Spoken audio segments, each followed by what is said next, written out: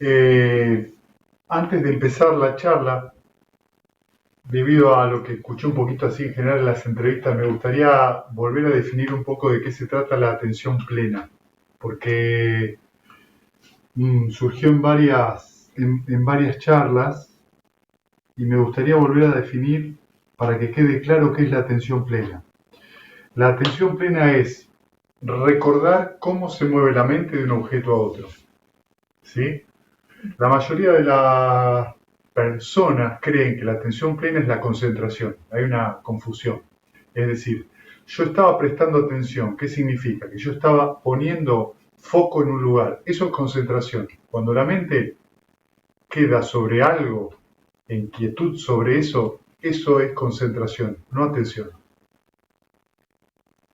¿Sí? Esto es muy importante que nos demos cuenta de la diferencia. Para meditar es necesario, porque parte del octuple noble sendero, la atención y la concentración, las dos cosas. Solo que en líneas generales lo que nos pasa a la mayoría de las personas es que nos concentramos en demasía. Lo que produce el exceso de concentración, que es primero un desbalance en la mente, segundo la atención se ve debilitada, porque en realidad la concentración es un factor que surge debido a la atención y no al revés. ¿Sí? Es debido a que tenemos atención que surge la quietud, es decir, la concentración. Como estoy atento, en algún momento la mente queda quieta. Entonces, ¿para qué me sirve a mí esta definición de recordar cómo se mueve la mente de un objeto a otro?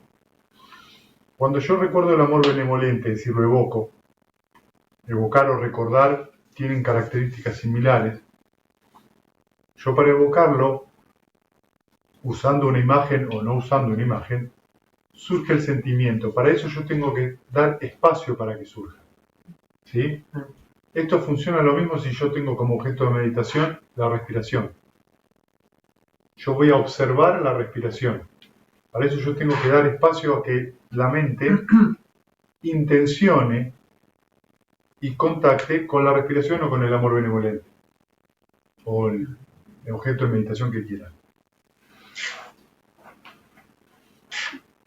Una vez que yo llevo la atención ahí y hago contacto con ese objeto, con el amor benevolente, tengo una mente, tengo un objeto y empieza a surgir el contacto entre estos dos. O sea, el resultado de estos dos es el contacto. El resultado de estas tres cosas, objeto, mente y contacto, es la conciencia mental. La conciencia mental es lo que hace un meditador. Es el proceso que observa un meditador. ¿Sí? El meditador hace eso, observar ese proceso. Objeto, mente y contacto. Claro, eso es la conciencia. Yo observo ese proceso, que lo llamamos conciencia mental, que es un proceso que se mueve. Entonces yo observo, entre comillas, observo que el amor benevolente tiene ligeros movimientos o en el pecho o en la cabeza, donde cada uno lo sienta, ¿sí? Esos pequeños movimientos, lo que estoy haciendo es observar la conciencia mental, en este caso. La conciencia hay una conciencia para cada sentido y para la mente, que son procesos naturales de mentalidad y materialidad, o sea, de la namarupa, de la forma y la materia. Perdón, forma y mentalidad. Entonces estoy con el objeto de meditación y en algún momento me distraigo, porque me surge cualquier distracción. Esa distracción que surge es un proceso que interfiere en el anterior, hay un nuevo objeto mental,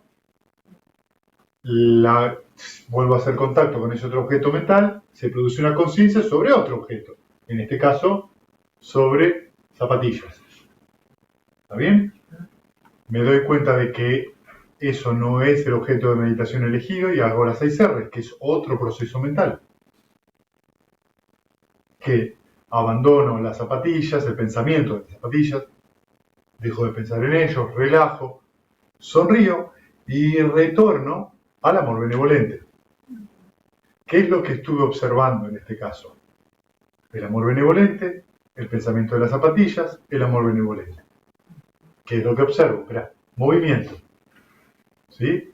Ese movimiento mental es el que yo tengo que reconocer como atención plena. Reconozco y recuerdo que atención plena es cómo se mueve la mente de un objeto al otro. Yo no soy el amor benevolente, yo no soy las zapatillas, no soy la imagen, no soy, si me viene un sentimiento muy desagradable, tampoco soy eso. Si me viene un sentimiento muy agradable, tampoco soy eso. Simplemente los obstáculos, es decir, todo aquello que no es el objeto de meditación, los reconozco como procesos mentales. ¿Por qué es tan importante esto? Para no identificarse. Cada vez que yo me identifico con alguno de estos procesos que surgen, lo que me va a pasar es que voy a sufrir. Si es bueno, lo que viene una alegría, de eso que uno está en un yana y viene una alegría tremenda, fantástico. La reconozco, la suelto, me relajo y retorno al amor benevolente o a la compasión, etcétera, donde sea que esté. ¿También 6R Claro que sí. para alegría empática? Sí, Él lo está diciendo como factor. como factor, No como sentimiento. no como objeto de meditación. ¿Sí? Al Sí. entusiasmo le hace 6R. Como El objeto de meditación es con lo que yo contacté al comienzo de la meditación. Y a eso tengo que volver. A eso vuelvo. Si eso muta, uno llega a la esfera del espacio infinito, el primer yana inmaterial, y eso muta a compasión, va a ser la compasión mi objeto de meditación. Todo lo que no sea eso, ¿sí? Voy a hacer la 6R. Si en algún momento eso muta a mudita, a la alegría empática, ese va a ser mi objeto de meditación. Lo mismo va a pasar cuando eso mute a ecuanimidad. Ahora, lo que tengo que entender de esto es que lo que estoy observando como meditador son los movimientos. Si observo los movimientos, significa que no me estoy identificando con ninguno de los movimientos. No pasa nada, lo que estoy observando es que los movimientos de la mente surgen porque están las condiciones para que surjan. ¿Sí? ¿Cómo hace la mente para estar con el objeto de meditación? ¿Cuáles son las condiciones para que eso esté? Para que la mente esté con el objeto de meditación sin moverse, necesito tranquilidad, ¿sí? Necesito ecuanimidad, fundamentalmente necesito el esfuerzo justo para estar con ese nivel de atención. Esto es fácil decirlo, se necesita unos cuantos años de entrenamiento para llegar a ese esfuerzo justo, para que uno observe cómo la mente se puede quedar con el objeto de meditación sin mucha preocupación. Porque se queda, la mente está cómoda donde está. ¿Sí? Ahora, si se mueve, no es un problema que se mueva. Es la naturaleza de la mente moverse. A medida que va siendo más profundo el estado meditativo, el movimiento es cada vez menor. Entonces, si uno llega a la esfera de ni percepción ni no percepción, donde no hay movimiento, directamente, donde no hay prácticamente percepción, aún ahí todavía puede surgir una condición que permita que surja alguna pequeña olita mental y uno salga momentáneamente de la esfera ni percepción ni no percepción y haga 6 a eso y retorne a ese estado de meditación. ¿Para qué nos sirve o cuál es el objetivo pedagógico de esto? Darnos cuenta que aún en los estados mentales más sutiles sigue habiendo eventualmente movimiento de la mente. ¿Por qué siempre cierra esta definición de que atención plena es recordar cómo se mueve la mente de un objeto a otro? Porque uno puede estar sentado y durante una hora, y estoy hablando de meditadores muy avanzados, que no haya ninguna distracción. Es decir, que la mente no se mueve de ahí. Literal, no se mueve. Pero en algún momento surge la ola. Surgieron las condiciones, la atención flaqueó, la quietud flaqueó, surgió la distracción. ¿Qué nos permite a nosotros ver esto? Algo muy claro. Algo que nos va a pasar, que es que nos empezamos a cansar de que la mente siempre hace lo mismo.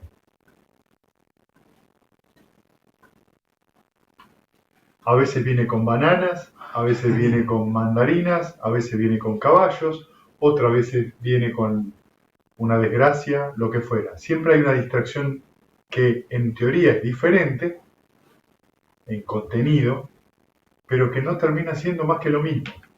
La mente no está cómoda donde está. ¿Qué va produciendo esto en el proceso de la meditación?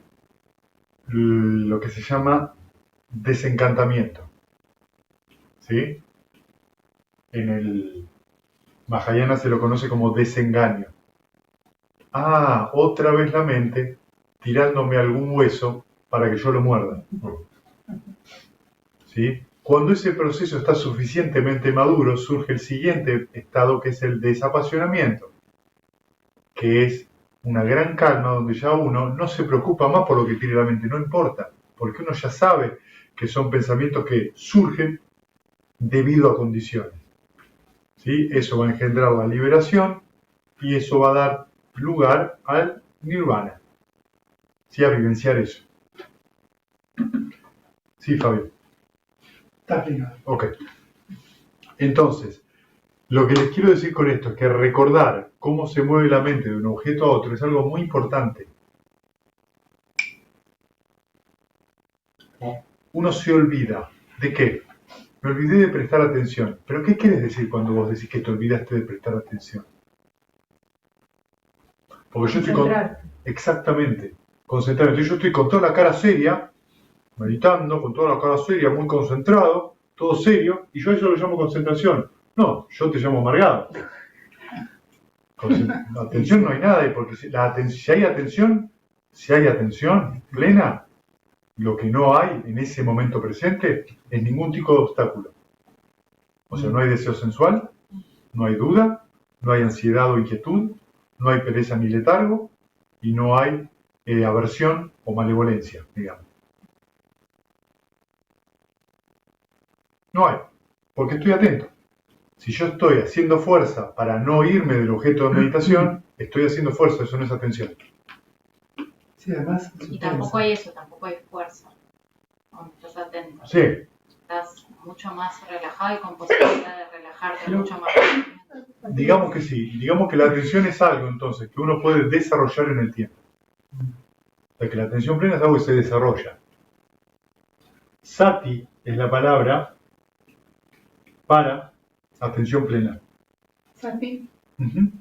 Gurisati es atención regrosa. Pero Guri, Qué cantidad de pavada. pero Guri es chico. Atención chiquitita, ¿viste? Ah, ahí está. Pero viene de montaña, ¿sabes?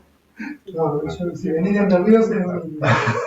Si venís de otro lado. Pero si venís del Friuli, no. Bueno, entonces, Sati es atención. Hay otro contexto donde se usa Sati, que es, digamos, porque tanto el Pali como el sánscrito son idiomas contextuales. Entonces, Sati también significa memoria. Claro, tenés que recordar. Entonces, atención y memoria siempre tienen que ver. Recordar. Entonces, cuando nosotros estamos trabajando con la meditación y yo les digo, no se olviden de sonreír, es muy importante sonreír. Puede venir, por supuesto, el comentario, bueno, pero si yo no tengo por qué sonreír, ¿por qué voy a andar sonriendo? No, está bien.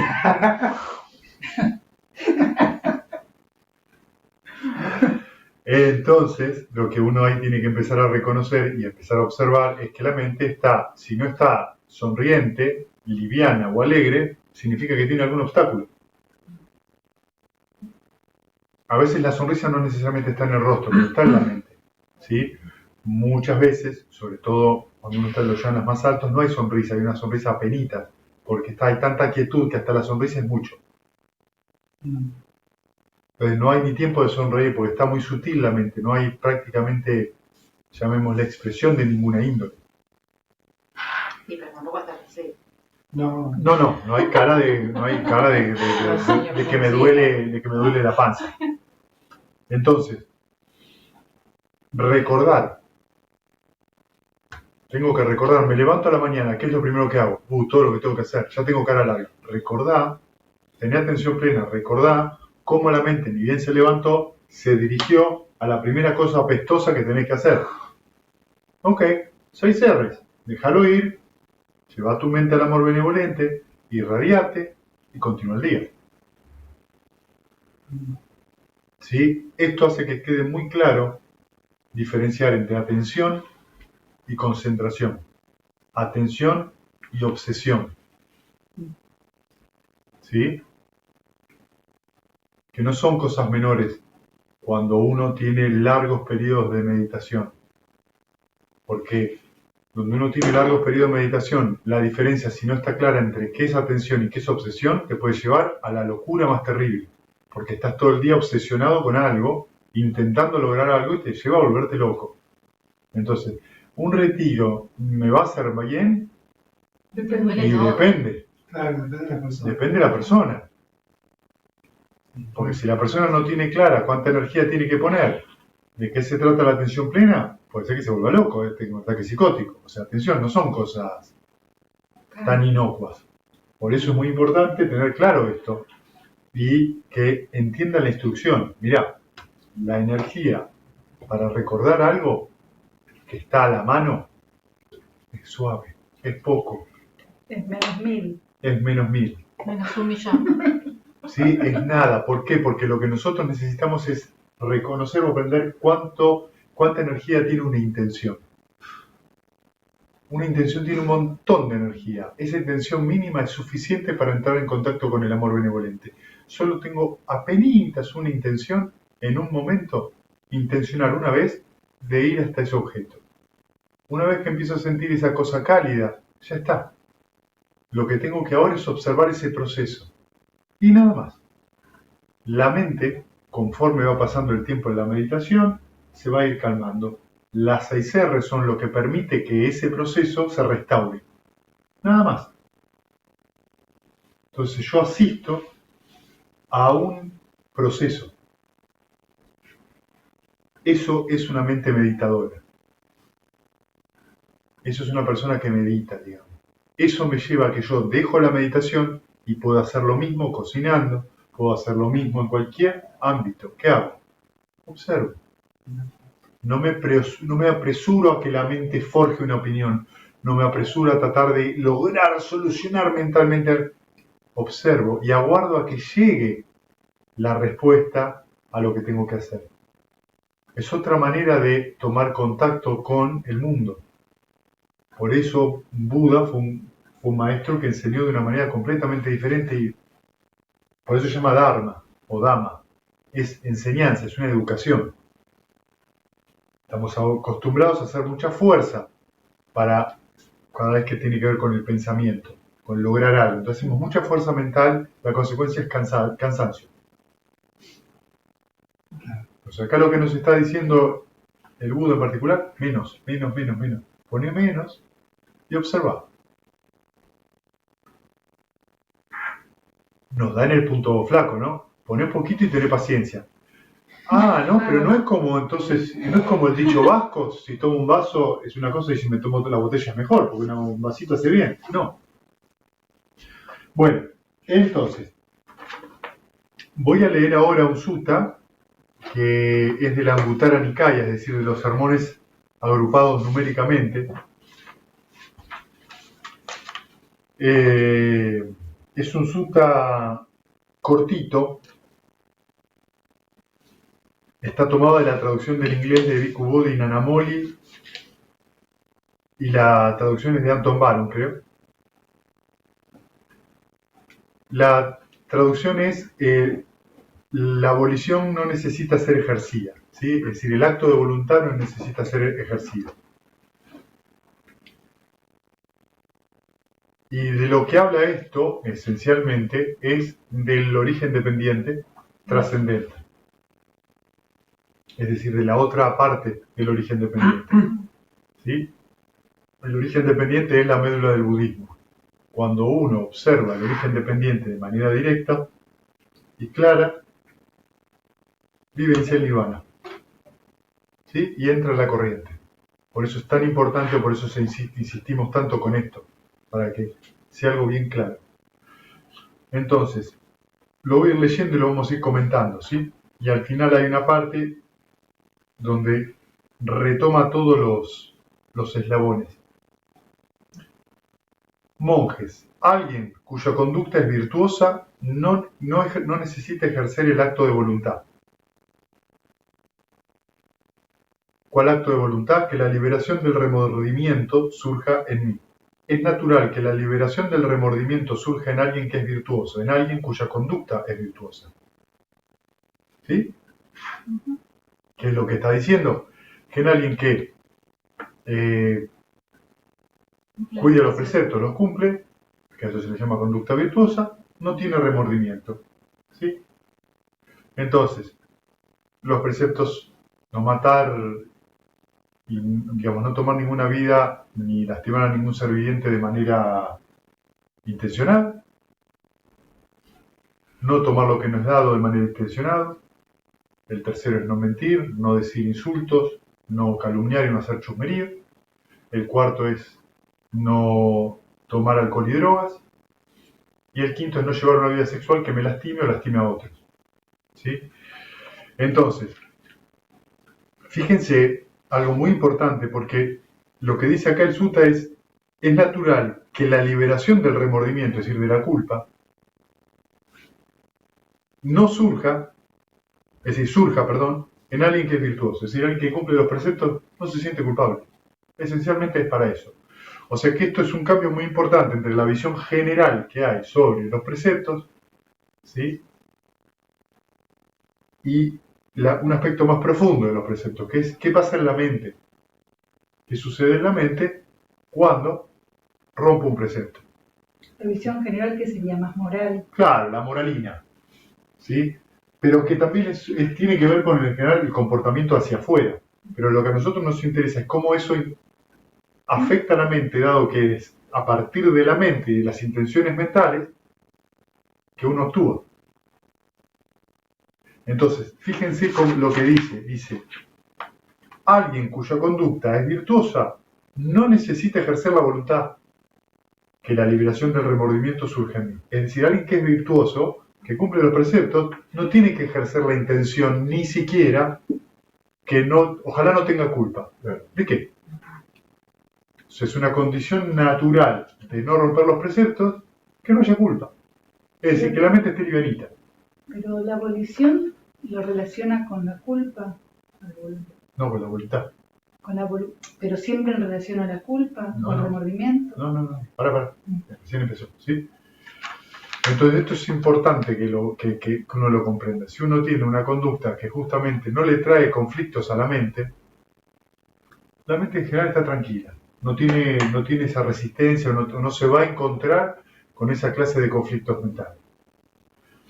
Alguien sin remordimiento, es decir, alguien sin culpa, no necesita ejercer la siguiente volición, que el regocijo surja en mí.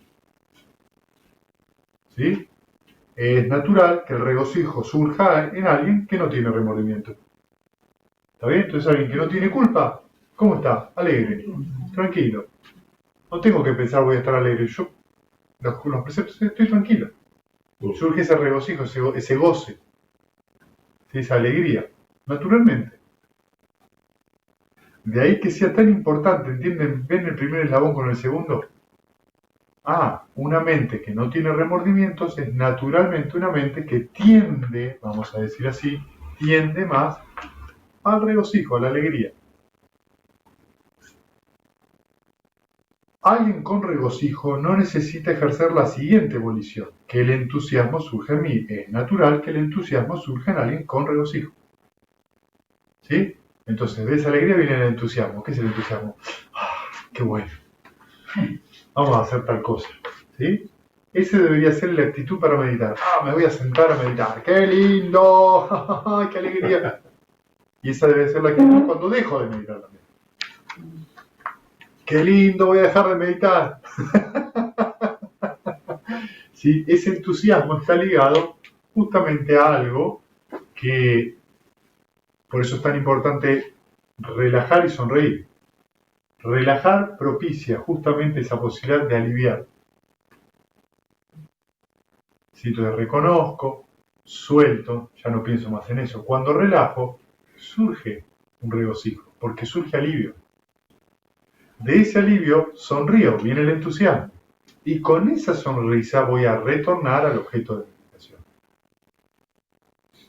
Si ustedes observan, no es ni siquiera necesario poner voluntad. Cuando hacemos las 6 R's en general, sí es necesario poner la voluntad, o sea, que haya un doble esfuerzo, porque hubo un obstáculo como condición. El entusiasmo te llena. ¿Cómo? Que el entusiasmo te llena. Claro, una vez que llegás al entusiasmo. Una vez que llegás al entusiasmo. Alguien con la mente entusiasmada no necesita ejercer la volición de la siguiente manera. Que mi cuerpo llegue a calmarse. Es natural que el cuerpo de alguien cuya mente está entusiasmada, que esté calmo. Es lo que decía recién. ¿Sí? Entonces tenemos la conducta, tenemos el regocijo de la alegría me trae entusiasmo y el entusiasmo me trae tranquilidad corporal. Si no me está trayendo tranquilidad corporal, debería volver a pensar a qué le estoy diciendo entusiasmo y a qué le estoy diciendo alegría, porque estas cosas a veces se suelen confundir con euforia, que es otra cosa, que no es lo mismo. Entonces, estamos hablando de estados mentales que en general la gente las considera un menjunje de cosas, y una ensalada rusa. No es tan así. Inclusive en la ensalada rusa la papa es la papa, la arveja es la arveja, la mayonesa es la mayonesa, y la zanahoria es la zanahoria. El que le quiera poner cebolla, que le ponga, ¿sí? Si bien es una ensalada, se pueden ver los ingredientes, ¿está bien? Lo que se está mostrando acá es que es muy interesante que si el cuerpo está en calma, hay un entusiasmo. No es por ahí el entusiasmo o el mismo entusiasmo que el de comerse 1 kilo de helado. ¿Sí? Mejor. Estamos hablando de otro tipo de entusiasmo. Es un entusiasmo que justamente lleva a que el cuerpo esté calmo. ¿Por qué el cuerpo está calmo? Porque no lo presiono, no presiono la mente. Una de las primeras cosas que trae dolor corporal es el exceso de presión con el objeto de meditación. Significa que estoy empujando mucho, estoy tratando de que el amor benevolente sea muy amor benevolente. O estoy tratando de que el amor benevolente no se vaya. No. ¿Sí? Es como dice el sutra acá del Anguttara Nikaya, se llama la vaca. ¿Sí? ¿Cómo mira la vaca al ternero? Simplemente lo observa. No le está encima, no se aleja demasiado, lo observa. El ternero se mueve alrededor de la vaca. Eso es todo. Muy lejos no se va a ir, porque necesita comer. Pero si la vaca se va por cualquier lado, el ternero se puede perder. En líneas generales, salvo en Disney, el ternero se escapa de la vaca. En la naturaleza eso no ocurre. El ternero se queda al lado de la mami. ¿Está bien? Entonces es muy importante tener en cuenta eso. Es una relación entre la mente y el objeto mental. Simplemente necesito tomar contacto y observar. Alguien con el cuerpo calmado no necesita ejercer la volición que sienta el placer. Es natural que alguien con el cuerpo calmado sienta placer. ¿Sí? En otras palabras, acá es sukha la palabra. Sukha es esa sensación de confort, ¿sí? De mucha tranquilidad, Bienestar. de bienestar. Esto en general ocurre en el tercer yana, esto se percibe muy claramente. Ya en el primer yana se siente, pero en el tercero esto es como bastante claro, que justo uno empieza a dejar de sentir el cuerpo en ese yana. Se siente por momentos sí, por momentos no. Uno está muy tranquilo. Y entonces el cuerpo está tranquilo. ¿Qué significa? Que cada vez le presto menos atención. ¿sí? Las sensaciones más burdas del cuerpo empiezan a no afectar la mente.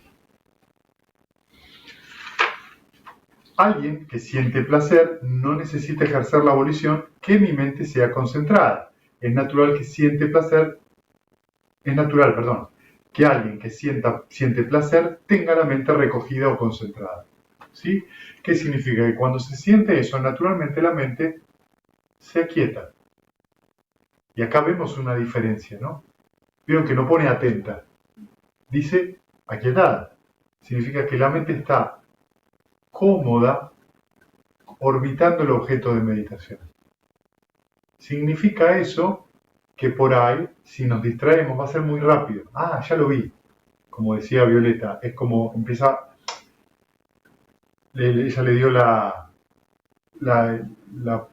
analogía de Harry Potter como si fuera un escudo que protege, entonces los hechizos pasan lentamente.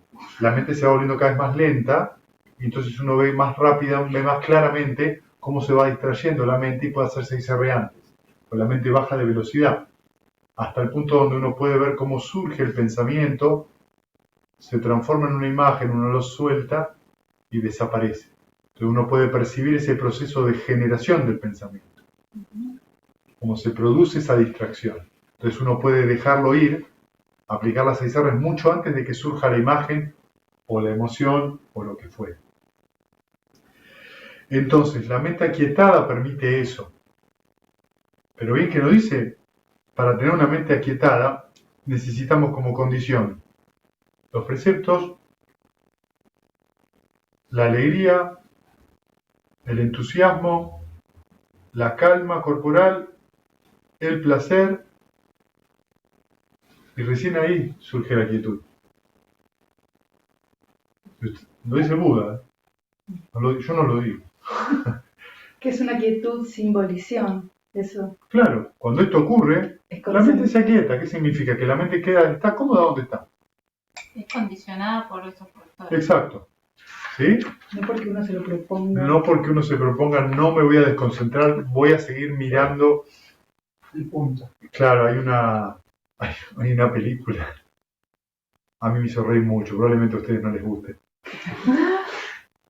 Trabaja Sylvester Stallone. ¿Cuál? Oscar. Sylvester Stallone hace de mafioso, de jefe de mafia. Es una comedia. Y Chas Palminteri, ¿lo tienen al actor? El de Sí, el de que hace... la Sí, serie, sí, la serie mafioso también. también. Chas Palminteri hace de matón, pero es un matón medio lento, ¿viste? Entonces tienen que cuidar un portafolio. Entonces, Stallone le dice, quiero que te quedes en esta habitación. ¿Ves ese portafolio que está sobre la mesa? Sí, quiero que no lo pierdas de vista hasta que vuelva. Bueno. Se sienta delante del portafolio y se queda así. Mirándolo, ¿no? Y poniendo cara, ¿no? Y vos ves qué pasa. No sé, y en algún momento, naturalmente, no sé, toca la puerta y no sabe qué hacer, porque entonces va caminando sin dejarlo de ver. Y se lleva por delante un sillón. Eso no sería, ¿se entiende? Pero es lo que hacemos. Es lo que hacemos. Tratamos de hacer fuerza, mirar, si yo hago fuerza el objeto en sí se te va a ir, porque el objeto tiene ligeros movimientos. Esos ligeros movimientos son naturales del proceso de la conciencia mental. ¿Sí? Alguien que está concentrado, recogido, no necesita ejercer la volición, que conozca ya las cosas tal como realmente son. Es natural que alguien que es concentrado, o sea, que alguien que tenga la mente aquietada, conozca y vea las cosas tal como realmente son. ¿Sí? Entonces vamos observando que una cosa va dando como condición a la otra. Es natural que alguien que ve las cosas tal como realmente son, es natural que alguien que es concentrado conozca y vea las cosas tal como realmente son. ¿Sí? Y entonces, ustedes lo han hecho un montón de veces esto, pero muchas veces no se han dado cuenta que lo hicieron.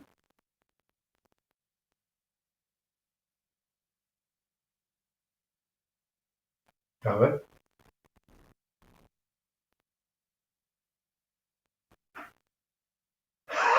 No sé cuál es la pregunta.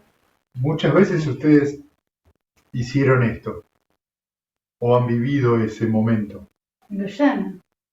naturalmente. ¿Y dónde más?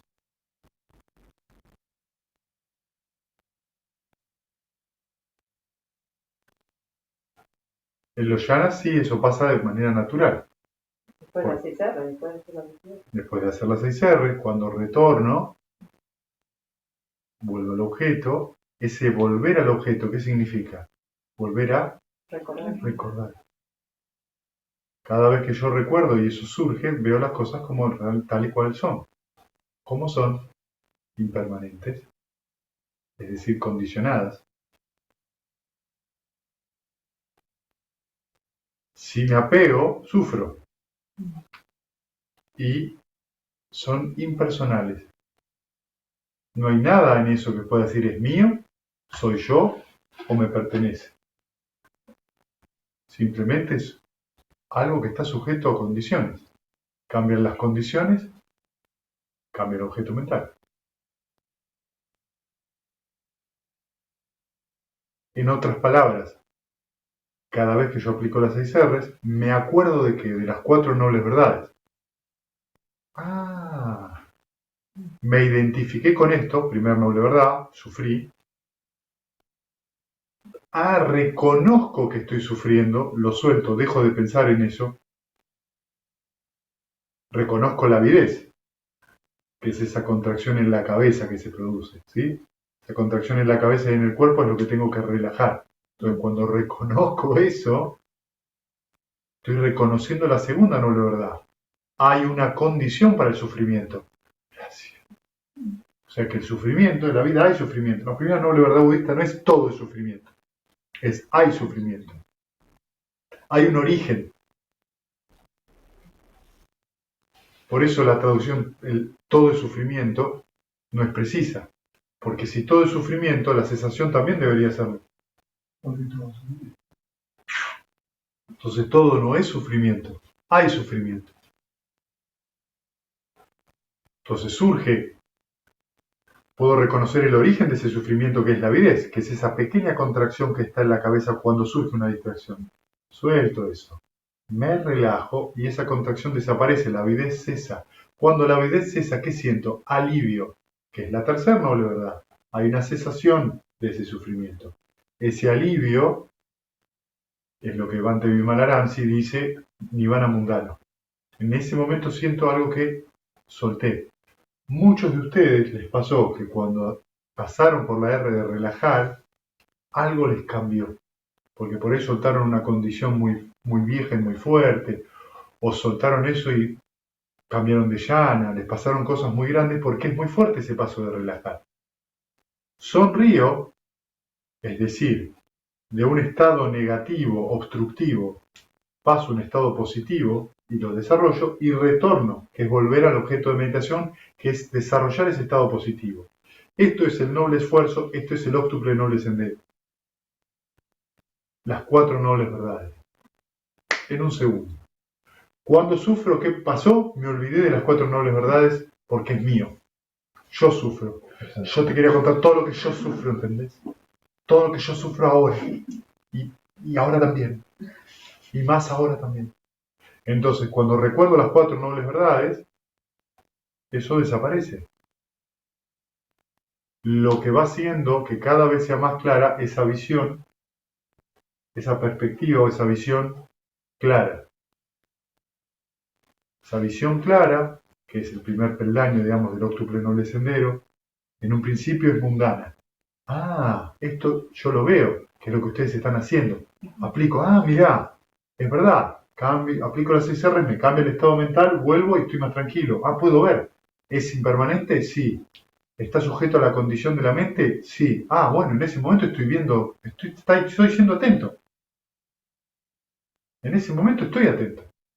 Todavía no es un cambio tan fuerte ni tan radical para poder experimentar el nirvana, pero está ahí. Hay que practicar esa visión muchas veces. Entonces, por eso es tal que uno ve las cosas tal y como son. Por eso necesito quietud para poder ver las cosas tal como son. Si no, no lo puedo ver. Necesito entusiasmo, necesito cumplir los preceptos, necesito calma, necesito ese placer o esa felicidad. Si no, no lo puedo. O sea que en la primera parte del camino del entrenamiento de uno, necesito poder entender qué es sano, porque la mayoría del tiempo estoy justificándome por qué sufro.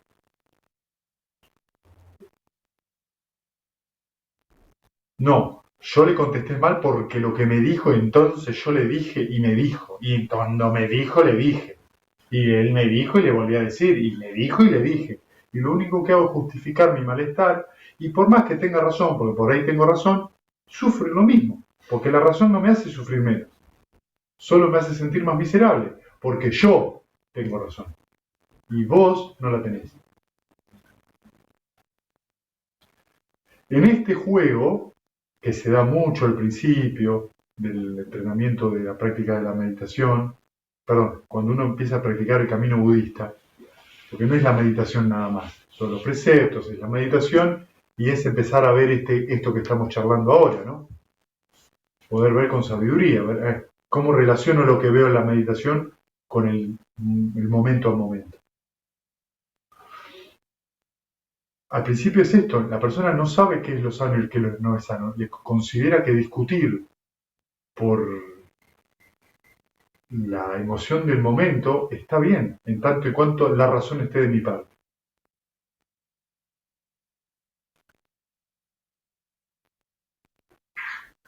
No comprendiendo de fondo, en realidad, cómo funciona la mente, es decir, cómo se da esta relación, que es la que explica el Buda, del karma. Si en el momento presente mi formación mental es negativa, enojosa o la característica que tenga, el fruto de eso va a tener en general alguna característica de eso. Y no podemos escapar a las propias acciones. Es así. Por ahí no la vivenciemos con la misma energía que la semilla, pero la vamos a vivenciar. Entonces, ¿para qué quiero sostener un estado mental sombrío? ¿Para qué quiero sostener un estado mental aversivo? ¿Para qué quiero sostener un mental? ¿Para qué? ¿Lo puedo justificar? Sí, eso es el apego. Yo te lo justifico. No, porque lo hago en nombre de la humanidad, lo hago en nombre de mi familia, lo hago en nombre de los hombres, las mujeres, la justicia. Vos ponele el nombre que quieras, pero vos estás sosteniendo en tu mente un estado mental que te está masticando por dentro y encima vos creés que lo manejás. Tenemos la ilusión. Cuando en realidad es un hierro caliente, soltalo, no te apegues, eso no te hace bien. Y cuando vos te des cuenta no vas a caer en la tendencia emocional habitual. O sea, porque el apego te lleva a reaccionar de la misma manera una y otra vez. Después nos preguntamos por qué sufrimos. Entonces, ver las cosas tal como realmente es. ¿Puedo hacer una pregunta? ¿Cuál es la palabra que están traduciendo como ver las cosas? No, no es una palabra, es una frase en Pali que es Sabadabadaba, no me acuerdo. No me puedo acordar, pero es una palabra que es una oración que se usa muchísimo. No me acuerdo ahora las palabras en Pali. Dionisio Manasikara. No, Dionisio Manasikara es atención. Por eso, no es esa. No. Dionisio Manasikara es atención sana, atención correcta. Entonces, las cosas tal como realmente son es ver eso. Ver las cosas a la luz de las cuatro nobles verdades. Alguien que conoce y ve las cosas tal como realmente son no necesita ejercer la siguiente volición, que sea desencantado. Es natural que alguien que ve y conoce las cosas tal como realmente son sea desencantado. Que era lo que les decía al principio, ¿sí? Pero cuando uno ve las cosas tal como realmente es, ¿qué significa esto? Que cada cosa que surge en la mente, uno ya simplemente dice, ya sé que me estás tirando todo el tiempo alguna zanahoria nueva para la cual agarrarme. La verdad, una zanahoria, manzana, pues son todas frutas. A veces me las tiras con más fuerza, a veces me las tiras con menos fuerza. Pero es lo mismo. ¿Eso qué va produciendo ese desencanto? Veo que es un proceso. Veo que está sujeto a determinadas condiciones. Y acá hay un momento un poquito peligroso para el practicante, que es que por ahí se aburre. Estoy un tanto aburrido de la meditación. Sí, ¿por qué? No sé, no pasa nada. ¿Qué debería pasar? No sé, algo que me ponga pum para arriba.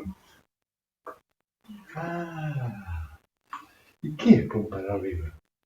Y no sé, pum para arriba. Ese pum para arriba tiene un pum para abajo también. Ya vienen así los bombos y platillos, pero después los bombos y platillos hay que cargarlos de vuelta hasta el Tigre, 22 kilómetros, a pata. Es bipolar. No, claro. Es bipolar. Sí, es así. Entonces, ¿qué significa el aburrimiento? El aburrimiento significa que me identifique con la expectativa de lo que supuestamente debería pasar y no pasa. Mi intelecto tomó el control diciendo, ahora la que viene, me tiene que venir, tengo que llegar, me tiene que pasar. Hay que tener cuidado con el aburrimiento, porque el aburrimiento es muy tramposo. ¿Vieron cuando ven un niño aburrido? Déjenlo aburrido. Dejen que se aburra. ¿Vieron que lo primero que hacemos los padres cuando ven al niño aburrido? ¿Qué estás haciendo que no estás haciendo nada? Ponete a hacer algo. ¿Sí? Es muy bueno ver a un niño aburrido. Porque cuando el niño está aburrido significa que su mente se está moviendo en qué puede hacer. Solo que nada lo atrae. Pero su mente se está moviendo para algún lado. No se ve ese proceso.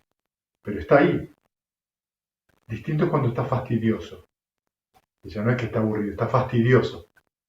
El aburrimiento es un estado que a uno le tiene que hacer 6 R's rápidamente y no dejar que se ancle en la mente. Porque lo que está de fondo es una exigencia monstruosa. En definitiva, lo que no está pasando es lo que yo quiero. ¿Y por qué en un niño? No entendí lo de... Vos le tenés que dejar que se aburra porque le enseñás que en realidad el aburrimiento no existe. Existen momentos donde supuestamente vos no haces nada para afuera. Pero no es que no estás haciendo nada. Estás tirado en un sillón mirando el techo, Estás haciendo algo. Estás dejando volar la imaginación por ahí. Y eso es muy sano para un chico, para un adulto también. Está simplemente dejando irse, se va. Porque decidió, el niño por ahí no lo hace conscientemente, decidió dejar volar la imaginación. Claro, pero vos decís que el aburrimiento deberíamos hacer las 6 R's. Claro. En la meditación. En la meditación, el aburrimiento debe ser las 6 R's. Cuando vos te notás que estás aburrida, tirada en un sillón, 6 R's y seguís tirada en el sillón. Aceptando que estás ahí, no que estás aburrida. ¿Entendés? Lo estás observando. Pero un niño no tiene esa capacidad de hacerle 6 R's al aburrimiento. Un niño en general, yo dije por eso, cuando uno ve aburrido a un niño, no cuando el niño está aburrido, que es muy diferente. Cuando uno ve que un niño está aburrido, déjenlo aburrido. A veces a mí viene uno de los chicos y dice, estoy aburrido, me alegro. Se cambió, se le fue el aburrimiento. ¿Entendés? Me alegro, ya se enojó. Listo, ahora estás enojado, le dije. Ya se te fue el aburrimiento. Sin permanencia. Ya está, ¿viste? Mira qué rápido se te fue el aburrimiento. Cuando estés aburrido, vení que yo enseguida te arruino el día. No, ya me quedo tirado. Claro, se le fue. Era muy aburrido. ¿Se entiende? Entonces el aburrimiento es un obstáculo, como lo es también... Pregunta, cuando uno se va quedando dormido, ¿es aburrimiento? No, cuando te quedas dormido Sí, es pereza y falta de interés. Claro, te iba a decir, ¿el aburrimiento también es falta de interés? El aburrimiento es una especie de indiferencia. Ah, Sí, es una especie de falta de interés que no se da por el letargo, sino más bien por la indiferencia. No, esto no es interesante. ok. A veces es muy suave, ¿viste? Pero puede durarte años si no te das cuenta. Y te mastica la vida. Porque todo me aburre. Disculpe, Alteza. ¿Qué necesita usted para ser agasajado? ¿Quiere un bufón? ¿Quiere que le corte la pierna al bufón? Ah, nunca lo pensé. Dale. ¿Sí? Hacerlo más bajito. Claro, hay que tener cuidado. Porque el aburrimiento tiene una insatisfacción Claro. muy clara en ese lugar, que lo que hace es demandar en el afuera, o mismo en la mente, o en la meditación, que ocurra algo que no está, hay que dejar ir eso. Porque ¿quién está aburrido? Yo. ¿Te hablé de mí? Te quería hablar de mí. Bueno. ¿De dónde veníamos? Veníamos entonces de que en una persona que ve y conoce las cosas tal como realmente son, sea desencantado. O sea que fíjense que hasta acá no está hablando ni de un arahant, o sea, ni un liberado, ni un anagami, No lleva sotapán. ni un sakadagami, ni un sotapán, ni siquiera alguien que entró en la corriente. Es una persona normal. Está hablando del proceso natural que hace una persona que entrena de esta manera en el camino hacia el nirvana. ¿Sí? Alguien que está desencantado no necesita ejercer la siguiente evolución, que llega a ser desapasionado. Es natural que alguien que esté desencantado llegue a ser desapasionado. Es decir, que cuando vos estás desencantado, ¿qué significa? Que ya no te enganchas más con lo que tira la mente, surge una tranquilidad inusitada. ¿Sí? ¿Qué quiero decir con una tranquilidad? Ustedes tuvieron muchos momentos de tranquilidad en los retiros. Este desapasionamiento que está mencionando acá es una particular forma de tranquilidad, porque es un momento donde la tranquilidad es tan profunda que uno siente que no le interesa nada. Pero de verdad, y no tiene problema. Uno siente que no desea nada y que no necesita que ocurra nada, ni siquiera el nirvana. Cuando uno llega a eso y se da cuenta de que no necesita ni siquiera el nirvana, ah, sí, ¿no lo crees? Ahora te lo doy. ¿Sí? Esa falta de avidez, porque lo que cesa en ese momento, y ese momento puede perdurar bastante en la meditación, es falta de avidez, no hay avidez. En un grado tan profundo que lo que ocurre en general es el cese de percepción, sensación y conciencia. La mente se apaga. Cuando la mente se reinicia, es donde uno puede ver el origen dependiente y ahí ocurre el nirvana. Entonces, Pero puede ser que no lo veas. puede ser que no veas el origen dependiente, igual experimentes el nirvana y sea una comprensión un poquito más tardía. Si te pasa por segunda vez, es más raro que no lo veas. Probablemente si te pasa por segunda vez que experimentas el nirvana, ya lo veas, te sea mucho más claro. Primero porque ya sabes de qué se trata, y segundo porque en general no se vive como la primera, porque la primera suele ser bastante fuerte. Muy intensa, la sensación suele ser muy, muy particular porque nunca lo viviste en tu vida. Fede, ¿cuándo se da? ¿Cuando la mente está lista o cuando uno mismo se lo permite? ¿Cuál es la diferencia? Qué tramposita este pregunta. Qué psicológica. Claro, Está en lo mismo. Ocurre Pero lo cuando, mismo es el problema. claro. ocurre cuando las condiciones, cuando desaparece la avidez. En líneas generales, el nirvana puede ocurrir con cualquier persona que haya experimentado el primer yana. A partir de ahí, puede pasarte en cualquier momento. Es raro, pero es posible. En líneas generales, suele darse esa experiencia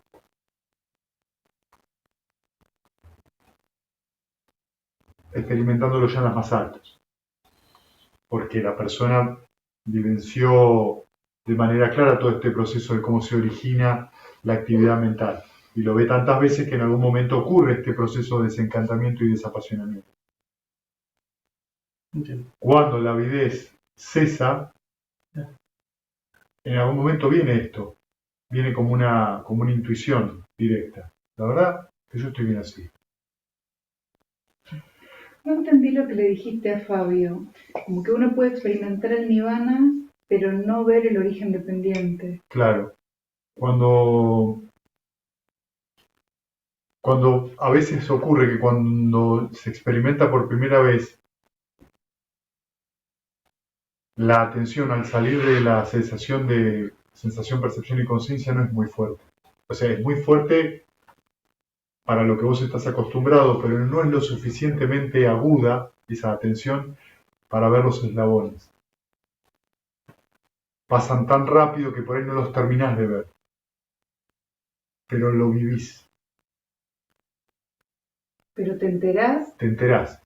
que Porque ni bien pasa eso, no podés llegar a comprenderlo del todo, pero lo ves parcialmente. Cuando eso sucede, la mente toca en lo que se llama el nirvana. Cuando la mente toca el nirvana, lo que ocurre es que hay un alivio tan grande y tan profundo y una alegría muy especial y muy particular, que es,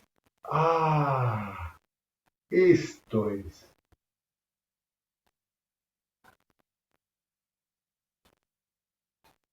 Y en las siguientes horas o días, quizás te cueste mucho volverte a sentar. No te puedes sentar a meditar. No te puedes sentar a meditar porque decís, ¿para qué? En los suttas antiguos, todas las experiencias de Nirvana tienen, llamémosle, poca precisión en su descripción. Porque puede ser que vos experimentes esto y estés experimentando dos caminos supramundanos de una, sin darte cuenta. ¿cuál es? Claro, vos podés entrar en la corriente o por ahí podés tener una experiencia directa que pasa muy rápido sin darte cuenta y sos un Sakadagami o un Anagami, pero no te diste cuenta de los dos anteriores. En general no es así. O sea, en líneas generales entras en la corriente porque esa primera experiencia es muy fuerte y las experiencias subsecuentes son más suaves, excepto quizás la última. Pero suelen ser más suaves porque vos ya sabés de qué se trata la experiencia. De hecho, al saber de qué se trata la experiencia, se transforma en un apego para volver a experimentarlo. Más difícil. No es más difícil porque en realidad, al haber entrado en la corriente, como la cadena que se disuelve es la duda, ya sabes que ese camino te conduce ahí, digamos, al nirvana. No hay más ritos y rituales, da lo mismo qué ritual o rito hagas, porque no te llevan al nirvana. Y la tercera y la más importante es que desaparece la idea de yo. No completamente, pero se diluye un montón. Y eso te hace entender de que cada vez que vos te identifiques con algo, rápidamente, no dura mucho eso. La alegría, o sea, el producto de la experiencia del nirvana en general dura días a veces. Esa alegría te dura días o te dura meses. Sin embargo, el apego implica la idea de yo, ¿no? El apego implica una cierta idea todavía de yo, sí. Una cierta identidad. Lo que pasa es que en niveles es muy poco, mucho menor que alguien que no tuvo la experiencia. Por eso el Sotapanna, el que entra en la corriente, que es el primer nivel, digamos, el primer nivel de santidad, es un montón. Es un montón, porque no, lo que justamente te permite a vos es desembarazarte de un montón de ideas absurdas. Cuando la vivencias por segunda vez, como ya lo viviste, tu mente suele estar más aguda. Entonces te es más fácil y hasta ves los puntitos como surgen. Si te lo vivís por tercera vez, de vuelta, puede pasarte que vivencies el segundo camino, el Sakadagami, no sé, el que retorna una vez, o no, saltees alguna parte. No es que la salteas, pasa rápido. Buda pasa los 4 caminos en la noche de su iluminación muy rápidamente. De hecho, pasa todo en una sola noche. Es que pueden ser diferentes las experiencias de Nirvana. Pueden no ser, digamos, petardos, ¿viste? Y fuegos artificiales, cosas muy suaves. Una sensación muy silenciosa y suave.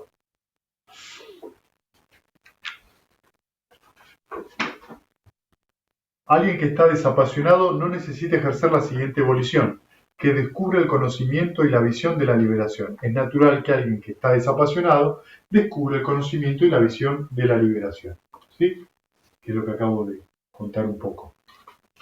De esta manera, monjes, el conocimiento y la visión de la liberación es el propósito y beneficio del desapasionamiento.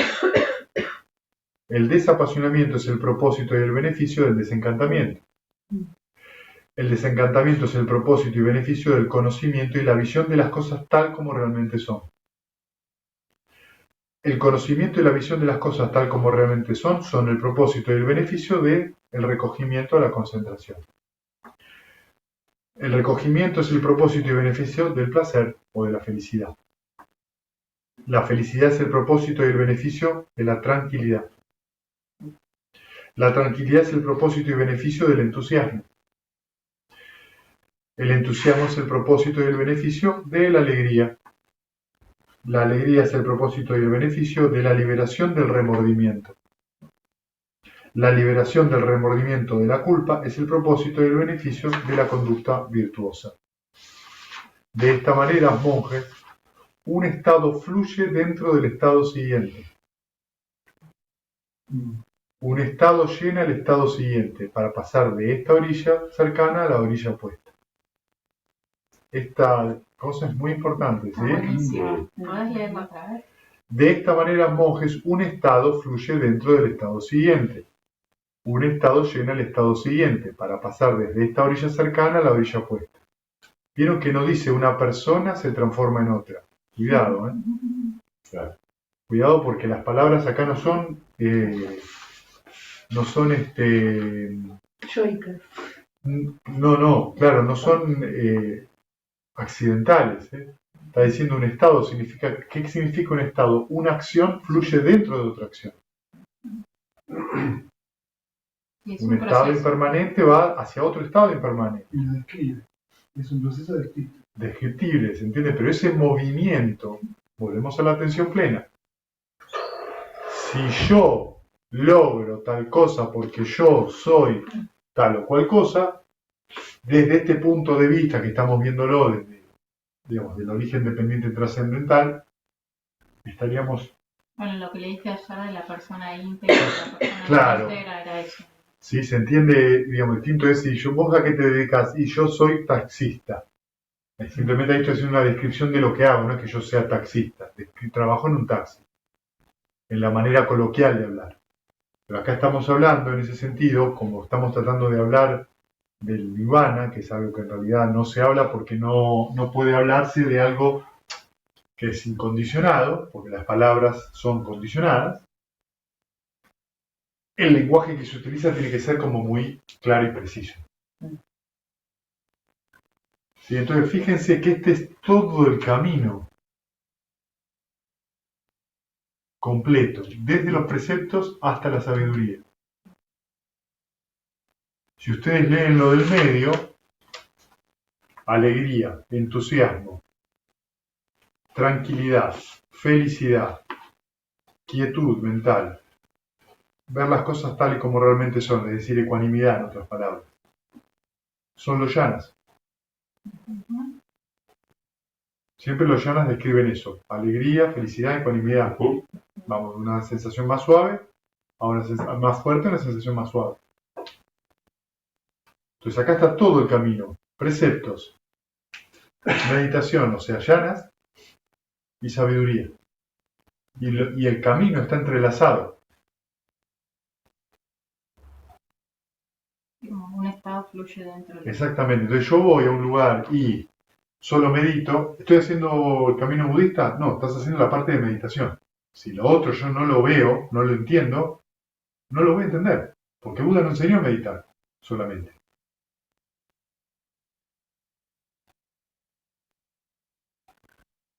Enseñó una práctica que es completa, desde que me levanto hasta que me acuesto. Sea laico o sea monje. Y fíjense, algo muy interesante, que en ningún momento, esto como, llamémosle como método, como sistema pedagógico, habla de que te tiene que doler, habla de que tenés que sufrir, habla de que tenés que estar enojado o serio, nunca habla de eso. Fíjense las palabras que usa, regocijo, tranquilidad, alegría, felicidad. O sea que el camino incluye esos estados. Significa que si yo me hago el enojón y me pongo forzudo con la meditación, tratando de doblarle la muñeca, no, viene esto y dice, no hagas eso. ¿Por qué haces eso? La abolición necesita ser ejercida. Exactamente. ¿Cómo? Claro. La abolición no necesita ser ejercida. Yo necesito ejercer la abolición cuando no están las condiciones. La abolición es otra palabra para intención, ¿sí? O sea, vos no tenés que tener la intención de no tener culpa. Te voy a dar una piña, pero no voy a tener culpa. Mentira. La mente quédate. Mentira, me lo decía mi mamá cuando me daba un sopapo. ¿No es cierto? Me revoleaba la chancleta y después se sentía mal. Y bueno, yo había tirado un jarrón. ¿Por qué me tiraste con una chancleta? Para sacarse la bronca que tenía, pero después se sentía mal. Era una manera de tratar, está bien, ¿no? Con mi hermano éramos dos vikingos, pero le quiero decirte, revolear la chancleta no va a hacer que el jarrón se reconstruya, ya está roto. ¿No lo vas a volver a hacer? Ni seguro que lo voy a volver a hacer. No, el jarrón va a ser un vaso, Ya, Algo va a hacer. algo va a ser. ese jarrón no. Ese jarrón no, porque ya no está mal. Pero ¿se entiende lo que pasa? Entonces, y después viene la culpa. ¿Tenés razón? Y no sé si tenés razón. Es esta cosa que pasa en el auto, ¿no? Uno va, dos autos chocan y uno va y le pega al otro. Sí, pero el otro sigue chocado. No importa. No importa quién tiene razón. Sí, tenés razón, el otro estaba mirando el celular y te chocó. Tenés razón, es un loco. Pero vos le das una piña y te sentís menos peor. No, es más, te sentís cada vez peor. Y además tenés el auto chocado. Y ni hablar si te encontrás con otro que además hace kickboxing, por ahí encima cobrás. Digo, son esas cosas de reacciones infantiles de la mente, ¿no? No solo es no romper los preceptos, sino saber aplicar las 6 R. Porque la duda, la aversión, también te pueden... Sí, ahí hay algo que es así, digamos, a veces las distracciones en la meditación. ¿Sabes por qué estamos acá, en esta tierra, como humanos? Esencialmente, ¿por qué? Porque rompimos los preceptos en el pasado.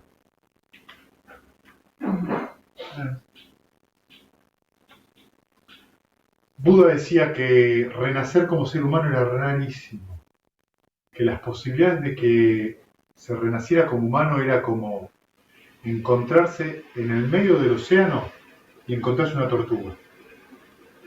Sí, que salga a tomar aire Y que pase justo por el árbol de flores. flores. Así de raro es renacer como ser humano. Y decía que encontrarte con el Dharma era tan raro como encontrarse una tortuga en ese árbol de flores con un caparazón lleno de joyas. Sí, afortunados somos. Sí. Un amor. Sí, hay que Vos ver. pensás que la era búdica dura 5.000 años. Ya pasó la mitad. De las enseñanzas se olvida. Claro, después se olvida, después no tenés oportunidad de salir del samsara. No tenés oportunidad de la cesación del sufrimiento. Porque lo que se olvida es el camino. Buda lo que da es un camino completo. Preceptos, o sea, sila, samadhi y paña. Preceptos, meditación y sabiduría.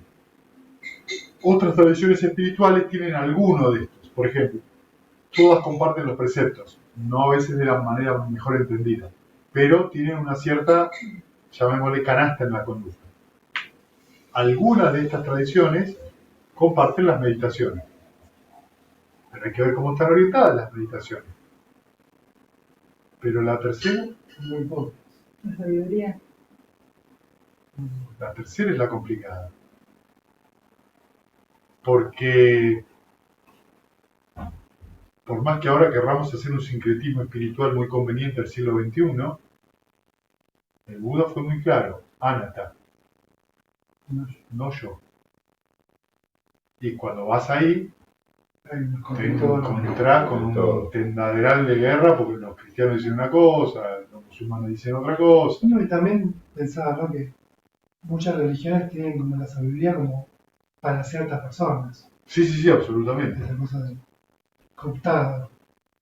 Entonces, ¿entendés lo que te quiero decir? Buda lo que da es eso. Entonces él dice que dura 5.000 años y después eso se olvida. Actualmente estamos en lo que se llama dentro del budismo en la era de los santos. Significa que todavía hay santos. A medida que vaya pasando el tiempo y nos vayamos alejando, los santos también van desapareciendo. Entonces no queda ninguna persona santa. Quedan solo los que se llaman putuyanas, que son practicantes que no alcanzaron ningún grado de santidad.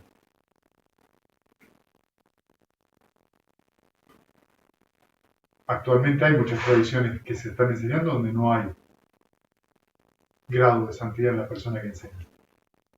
No hay comprensión, ¿entendés? Dentro de lo que significa santidad en el budismo. Lo que resulta que a veces se digan cosas o se hagan cosas que son pasando de confusas a... Dentro del budismo mismo. Sí, absolutamente, claro. Son repeticiones. ¿Cómo? Que son muchas ¿Me pones repeticiones de azúcar? otros. ¿Me pones dos? Ah, ya tienes. No me pongas azúcar. ¿Por qué me vas a poner azúcar si ya tienes?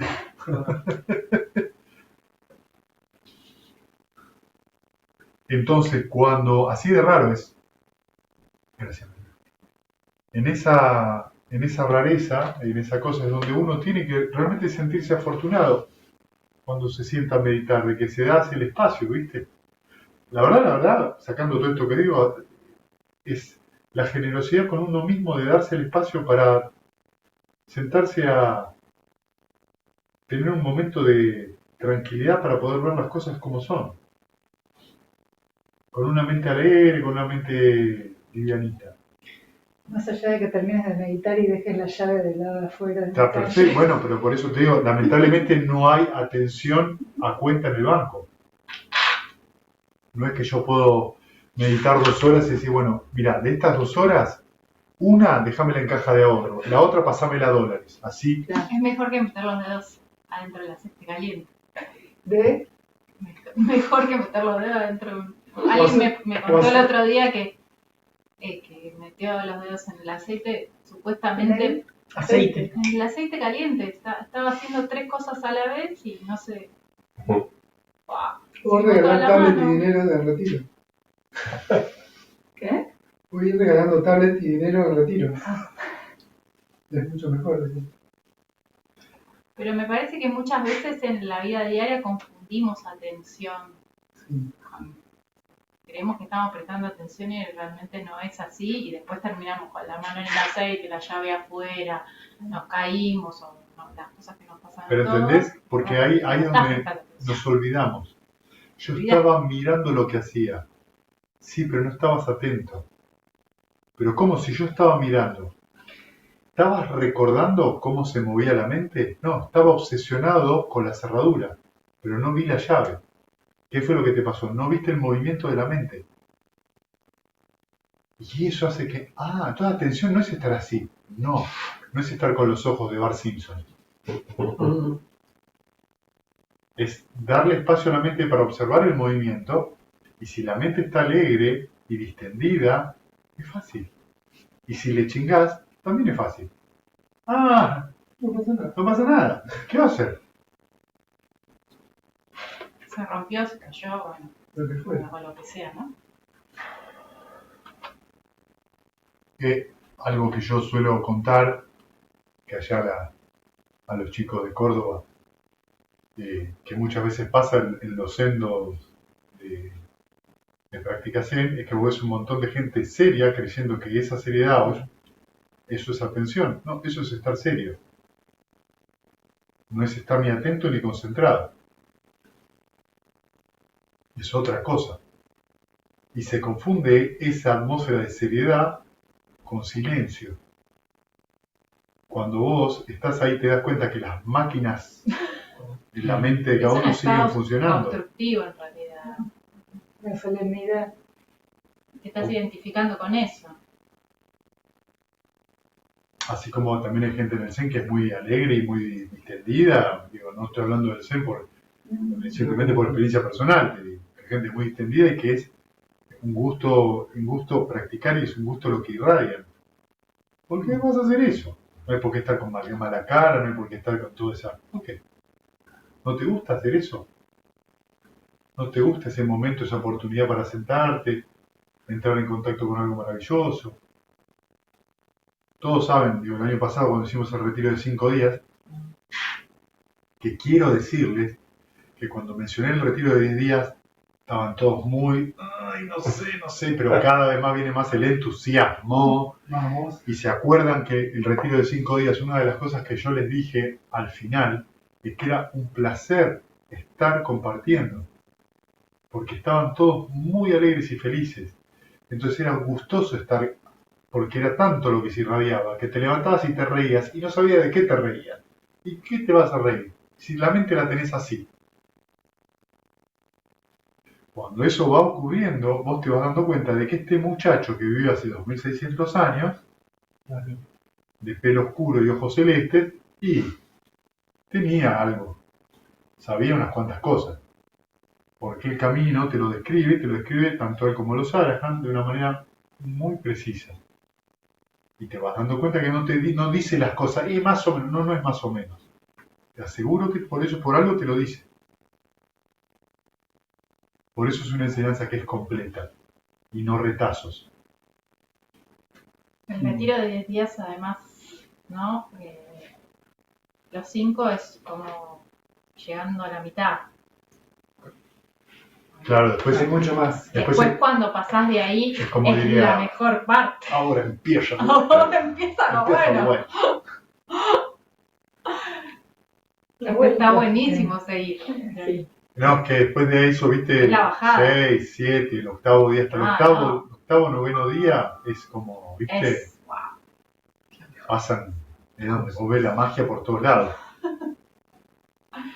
Porque ves cosas ahí, viste, que es como muy impresionante, y ves que se rompen todos los ritmos. Alguien que estaba sentando 2 horas, de repente sienta 4. Y se levanta y está así. ¿Cómo estás? Bien.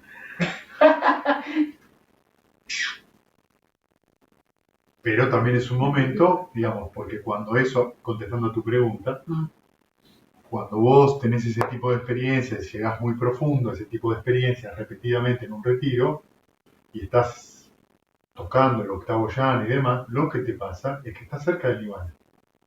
Cuanto más profundo es el yana, más cerca estás del borde. El límite del samsara es el octavo yana. Así nomás. Por eso se insiste o se estimula, digamos, a quédate un poco más cuando te sentás. Si la cosa va bien. No a forzar, pero quédate. Sí, eso debe ser como medio que ya se empieza a resolver solo, digamos. Claro, porque la mente en algún momento empieza a estar cómoda donde está. Entonces vos te sentás y a los 10 minutos estás en el octavo yana. Porque ya la mente hizo como... Hay A veces te dormís y te despertás. Es muy gracioso.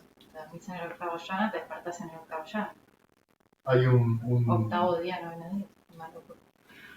una analogía en los suttas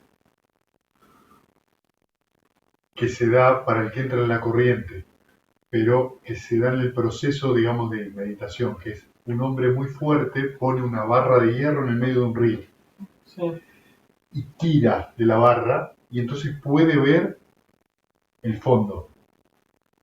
El Sotapanna hace eso y ve el fondo porque lo que ve es el nirvana, después pasa el agua de vuelta, todavía no cruzó. Cuando vos metés la barra y ves en un retiro, lo que pasa es que metés la barra y el agua cada vez viene más lento.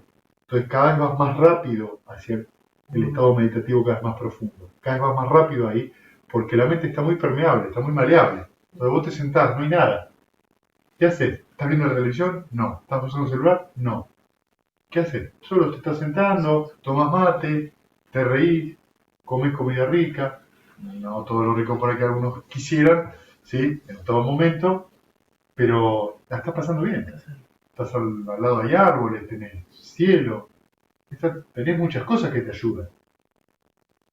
Entonces, pasás directamente. Entonces, por ahí te sentaste 2 horas y media o 3 sin moverte y estás en el octavo llano, entrando y saliendo, que estás ahí.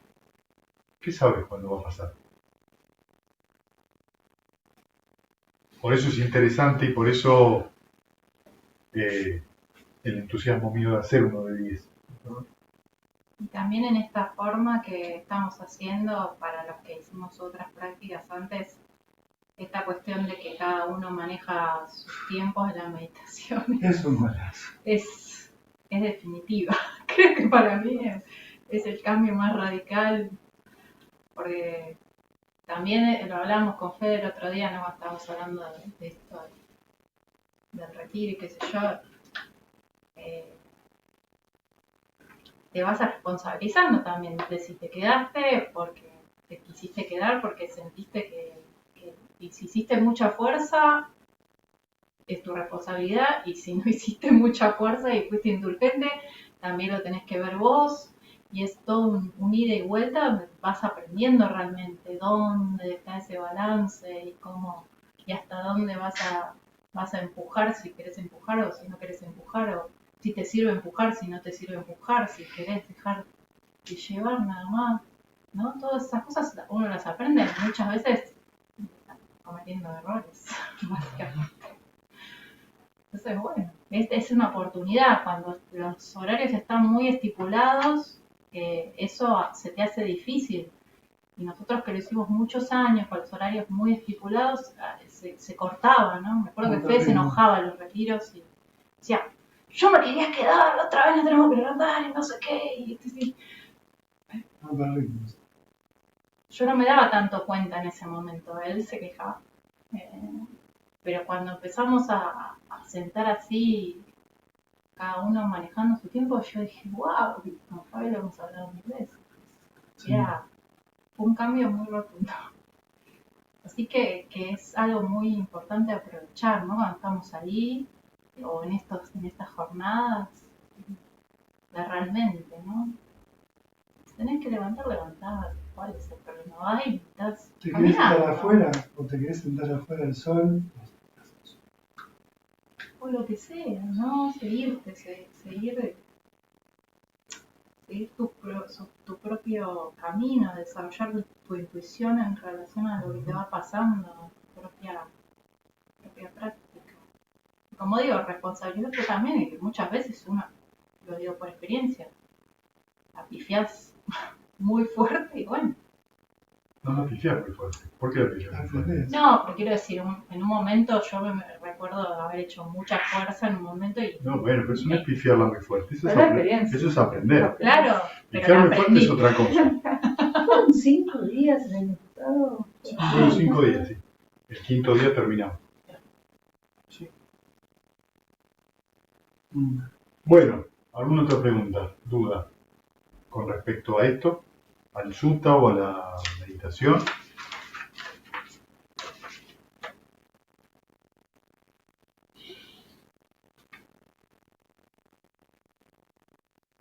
Tómense su tiempo. No, yo iba a decir que, para agregar que lo que venían diciendo, que también con tantos días de silencio y mental y demás, como que vas escuchando cada vez más esa intuición y la empiezas a... Por eso atención plena es tan importante. Claro. La atención, el entender qué es la atención plena es la posibilidad de reconocer qué es la intuición y diferenciarla del pensar. La intuición nunca viene así. La intuición viene así. Es una cosa que surge, no es una cosa que vos vas a buscar. ¿Me entendés? Sí. Es una cosa que porque está el espacio surge. Si vos la vas a buscar, estás pensando. Por eso el amor benevolente no es intuición, es un sentimiento. Vos lo buscás, das el espacio. Entonces surge. Cuando hay suficiente tranquilidad, se da la suficiente calma para que surja ese conocimiento directo. Bueno, ahí era, lo leíste. Claro. Es eso.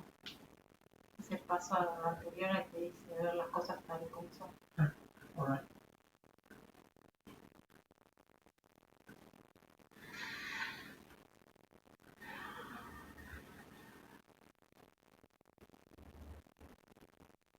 La intuición es lo contrario de hacer fuerza. La intuición es la posibilidad de ver directamente las cosas.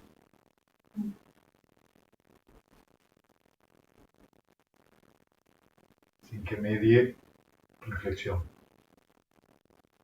¿Se ve? La intuición es sabiduría. Sí.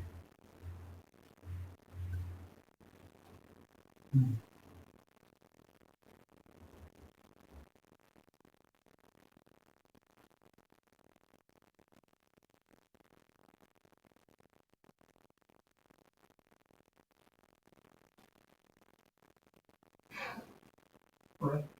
Pero vos quedate mirando el mundial, ¿eh? La vas a pasar bomba. No, yo voy ahí. Así es.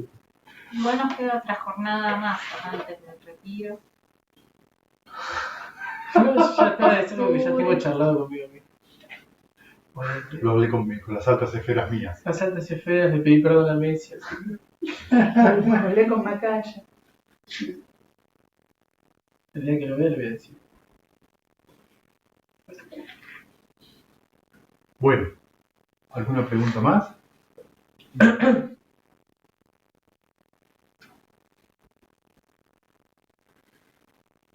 Desde allá, del otro lado de General Paz. General Paz, sí. Allá por un lado en Ezeiza y por el otro lado allá en la lejana Córdoba, si quieren escribir algo.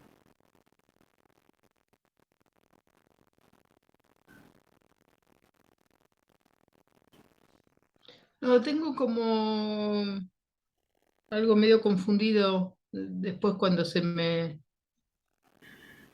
aclare un poco lo pregunto. Bueno,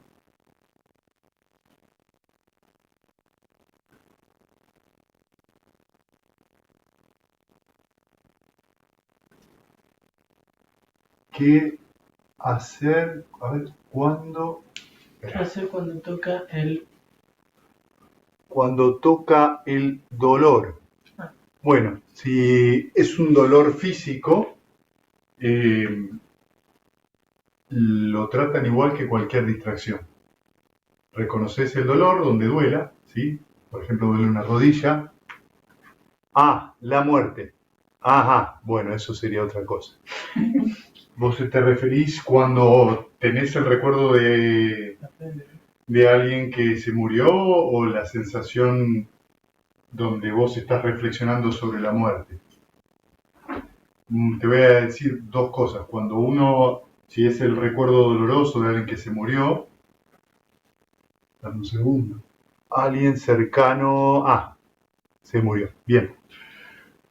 Cuando viene la tristeza de alguien cercano que se murió, lo primero es reconocer esa tristeza, soltarla, relajar la mente, o sea, aplicar las 6 R's.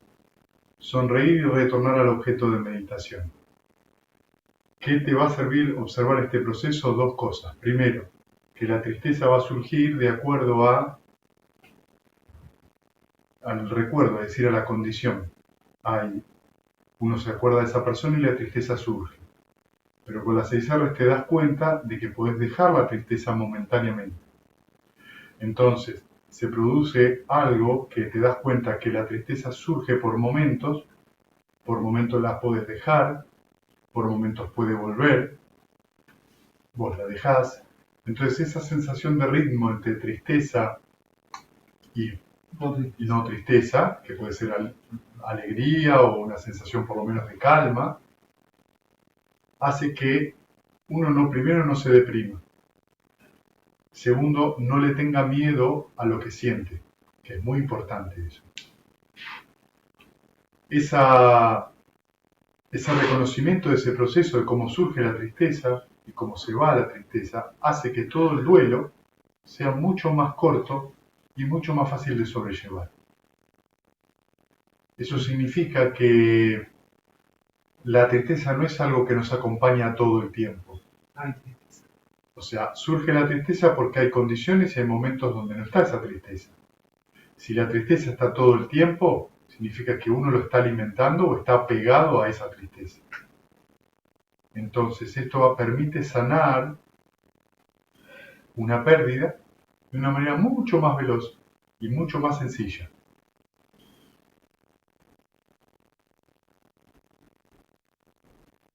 Eso es una parte muy importante, digamos, de poder,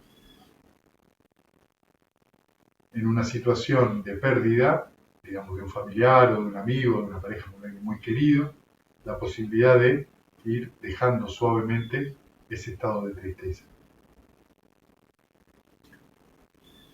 Lo último, que también a veces puede servir como recurso, es en algún momento, fuera de la meditación, o sea, fuera de la sesión de meditación diaria que uno tenga, es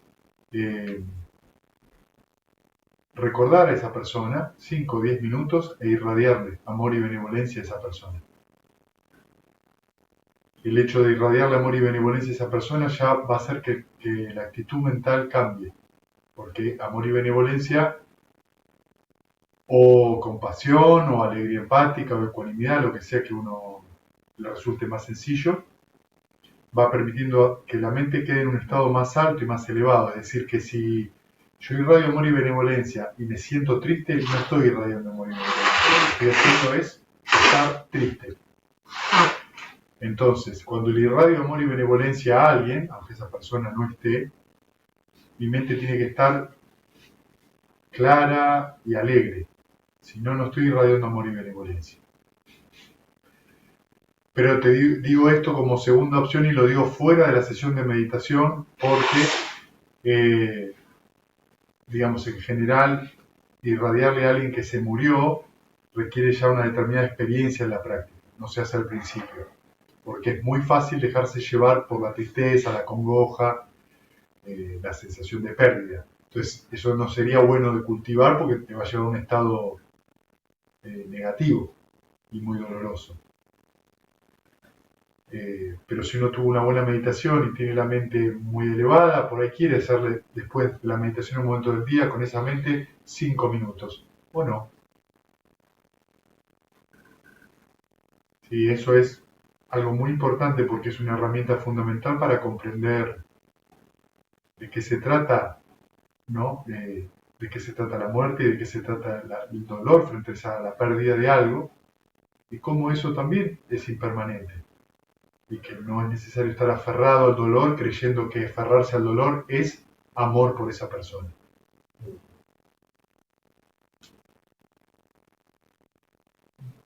Y también algunas personas, no todas, pero algunas necesitan hacer, quizás en algún momento la meditación del perdón si quedó algo así conflictivo en algún caso.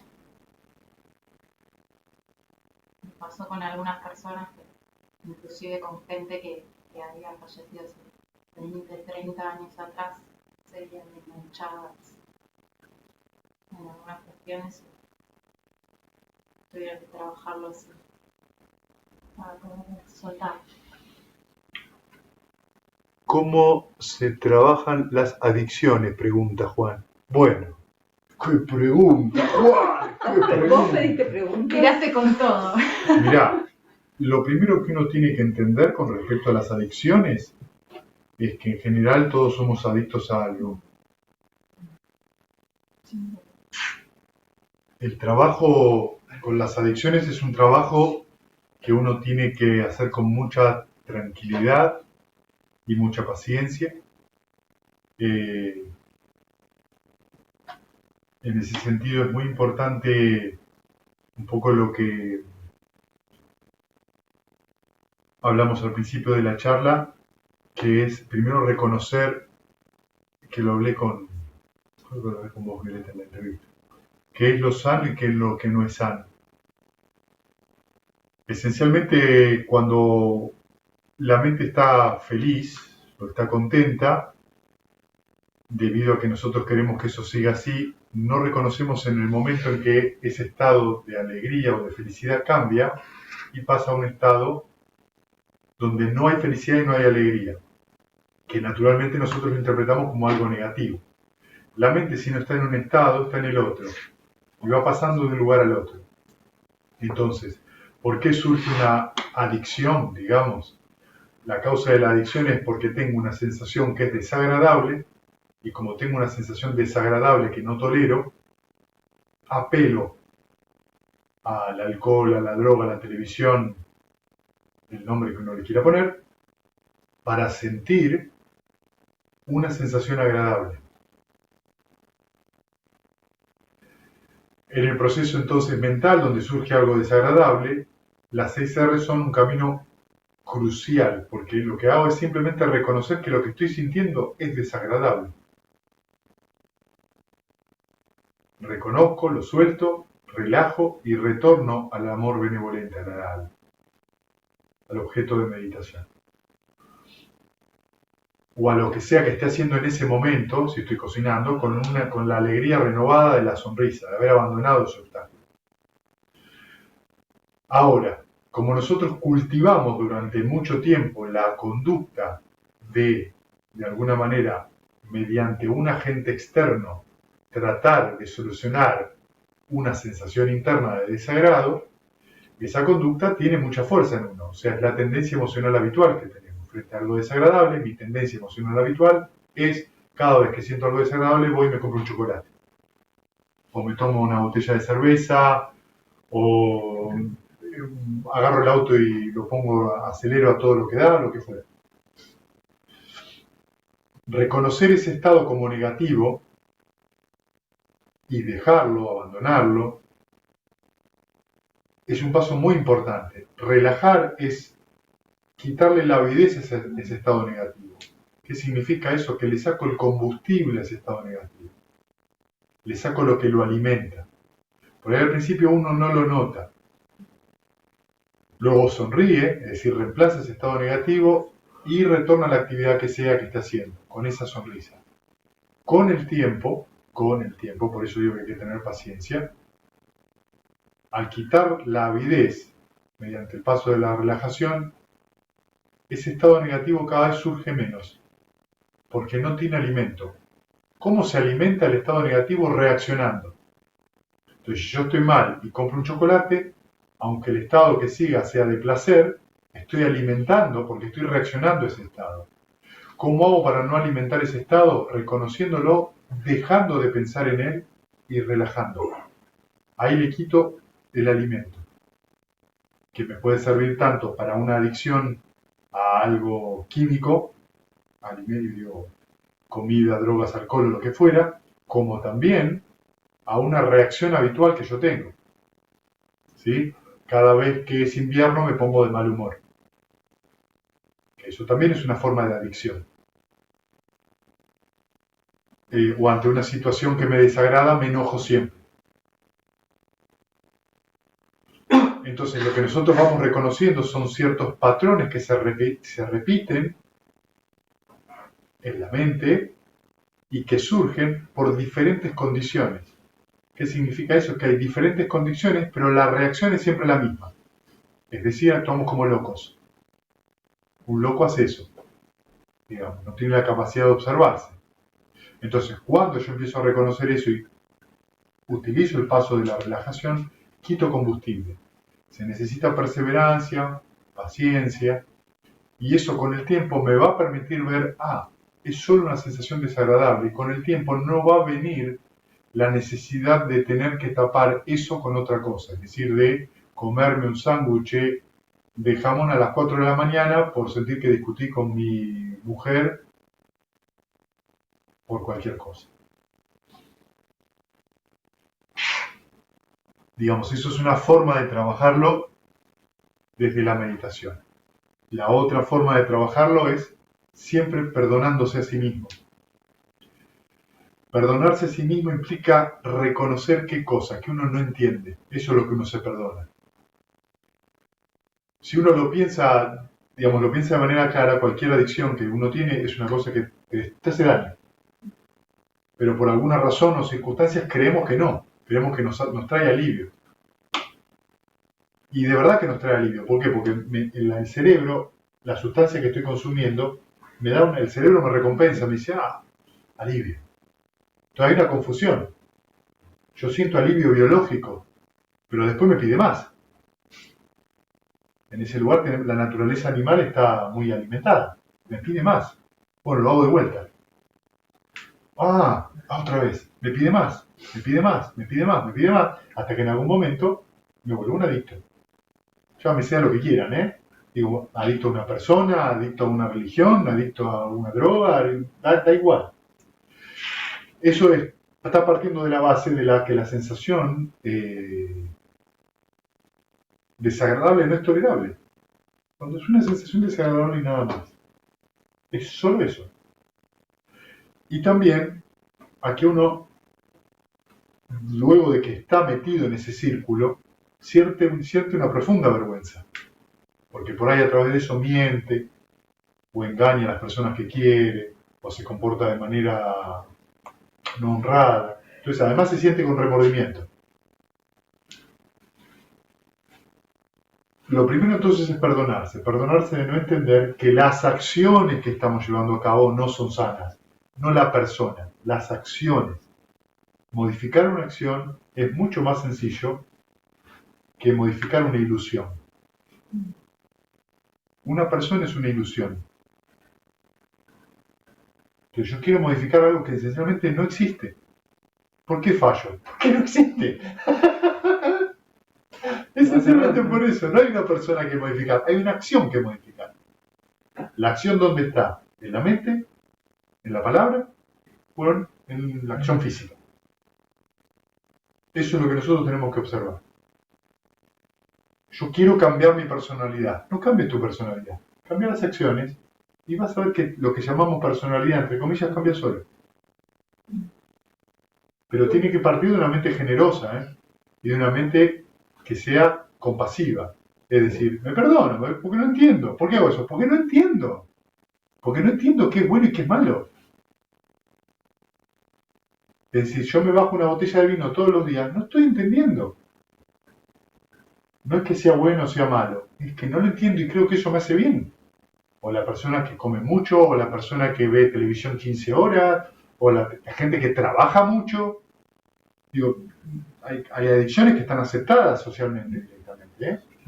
El tipo que trabaja y que trabaja 300 horas por día es un laburante. Bueno, y se está deshaciendo. Entonces hay que perdonarse por no entender. ¿Qué es lo que no entendemos? Las 4 no es verdad. Otra vez lo mismo. No tengo atención plena. Estoy considerándome que soy yo el problema. El problema no sos vos. El problema son las acciones que cometés, que es diferente. Y entonces esto produce otro tipo de atención. Porque primero es más liviano. No es lo mismo que yo te diga, che, mira, poné el azúcar, ponelo acá. ¿Sabes por qué? Porque acá vamos a barrer. Que yo te diga, siempre el mismo. Siempre el mismo. Poniendo el azúcar donde no va. Siempre el mismo desatento. No es que a veces no vale la pena decirlo, pero quiero decirlo. Pero lo que quiero decirte es mucho más sencillo. Ponelo acá, se acabó. ¿Qué pasa? El otro día, ¿qué vas a hacer vos? ¿Lo vas a poner acá? Pues por ahí no. Mira, ponelo acá. Porque acá barremos. Digo, se va a romper. Lo que se está diciendo es una acción. Y eso la persona lo recibe de otra manera que si yo le digo, vos, la de siempre, ¿eh? No cambias más. No cambias más. Exacto. Entonces, paciencia, Juan, con eso. Muy generoso mentalmente con uno. Y estar abierto a observar y a aceptar que van a surgir sensaciones y circunstancias negativas en las cuales uno no tiene que identificarse. Aprender a reconocerlo, dejar ir, relajarse, sonreír y volver a lo que uno hace con una sonrisa. Ese proceso produce lo que se llama en el budismo la purificación de la mente. ¿Qué es una mente pura? Una mente que está en el presente.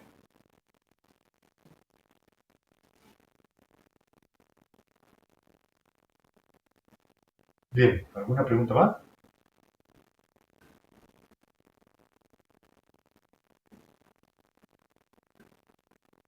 O sea, siempre paciencia. La paciencia te lleva al nirvana. Paciencia no es esperar, paciencia es aceptar. Paciencia no es esperar, exactamente. Paciencia no es esperar. Es aceptar. Bueno, compartimos mérito y hacemos la última sentada, ¿sí? ¿Parece? Que los que sufren sean libres de sufrimiento y los aterrorizados intrépidos sean. Que los afligidos se despojen de todo dolor y que todos los seres encuentren alivio. Que todos los seres compartan este mérito que así hemos adquirido para el logro de todo tipo de felicidad. Que los seres que habitan el espacio y la tierra, devas y nagas de gran poder, compartan este mérito nuestro y que por mucho tiempo protejan la dispensación del Buda. Sadhu, sadhu, sadhu. Muchas gracias. Gracias allá del otro lado. Chao.